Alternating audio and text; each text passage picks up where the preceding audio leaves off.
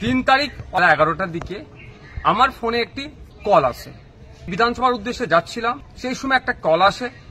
কলটা রিসিভ করার পরে রীতিমতো শাসানি দেওয়া হয়, আমাকে হুমকি দেওয়া হয়, কে মেরে ফেলবে, আমাকে খুন করবে, আমার গলা কেটে নেবে, আমি কেন বাড়াবাড়ি করছি, আমি নাকি মমতা ব্যানার্জিকে হারাতে চাই, একাধিক কথা বলে আমাকে থ্রেট দেওয়া হয়, প্রাণনাশের হুমকি দেওয়া হয়। আমি যাতে এই যে লড়াইটা করছি সমাজের জন্য, তা থেকে যাতে পিছিয়ে আসি, এই ধরনের ভয় দেখানো আমাকে হচ্ছে। কনসার্ন ডিপার্টমেন্টাল যারা আধিকারিক আছেন কাছে চিঠি করেছি, তাদেরকে জানিয়েছি এফআইআর হিসাবে ট্রিট করার জন্য, নাম্বারটা দিয়েছি, কোন অ্যাড্রেস কোথা থেকে বলেছে সেইগুলো প্রোভাইড করেছি।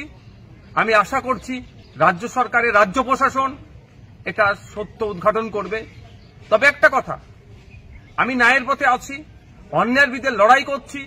তিলোত্তমা থেকে শুরু করে সাবির মল্লিকের যেভাবে হরিয়ানাতে পিটিয়ে খুন করা হলো, আবু সিদ্দিক হালদার, শিকারি মোড়া, বিভিন্ন ইস্যুতে যেভাবে মাঠে ময়দানে লড়াই করছে এবং বিধানসভার মধ্যে কথা বলছি, অনেকের কি গাফতো দেওয়া হচ্ছে, আমাকে থ্রেট দেওয়া হচ্ছে, আমাকে কি চুপ করে যেতে বলা হচ্ছে? এই মুহূর্তে বলবো না, কারণ আমাকে ওই বক্তব্যের মধ্যে বলেছে, যে ফোন করেছিল যে আমি নাকি মমতা ব্যানার্জির সাথে পাঙ্গা নিচ্ছি, যদি না পাঙ্গা নিয়ে বন্ধ করি তাহলে আমাকে গলা কেটে খুন করা হবে। আমি বলছি না এটা তৃণমূল কংগ্রেস করেছে, তদন্ত সাপেক্ষ। আমি এখনই বলে দিচ্ছি না যে তৃণমূল কংগ্রেস করেছে, তদন্ত সাপেক্ষ। বিচার ব্যবস্থা আছে, আমি প্রশাসনকে জানিয়েছি, সত্য উদ্ঘাটন করুক।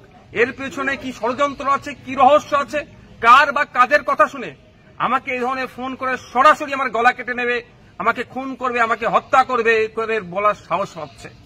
পরিশেষে একটা কথাই বলবো, আমাকে এই ফোন টোন করিয়ে কেউ যদি মনে করে নওশাদ সিদ্দিকীকে দিলাম, তারপর নওশাদ সিদ্দিকী দমছে না, যদি কেউ মনে করে আমাকে এই ধরনের কল করিয়ে থ্রেট দিয়ে আমাকে ভয় দেখিয়ে দমিয়ে দেবে, সে কিন্তু দিবা স্বপ্ন দেখছে।